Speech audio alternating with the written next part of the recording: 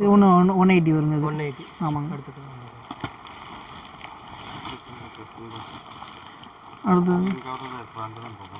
அடுத்தது வந்து இது ஒரு குவாலிட்டி வருங்க. இது வந்து உங்களுக்கு பிரிண்டட் ஷர்ட் தாங்க. Printed shirt. ஆமாம். காலர்லாம் டிஃப்ரெண்ட்டாக இருக்குது. டிஃப்ரெண்ட்டாக ஒவ்வொன்றும் ஒரு ஸ்டைலில் வரும் உங்களுக்கு. இது வந்து இது வந்து ரேட் வந்து 180 ரூபா வரும். 180 ரூபா. ஆமாங்க. இதில் எத்தனை கலர்ஸ் இருக்குது? இதில் கலர் பார்த்தீங்கன்னா நிறைய வரும். 20-30 கலர் மேலேயே வரும். மேலேயே வரும். பிரச்சனை தீபாவளி நியூ ட்ரெண்ட். ஆமாம். இதெல்லாமே பிரிண்டட் ஷர்ட் தான் அதிகம் மூவிங் ஆகுது உங்களுக்கு.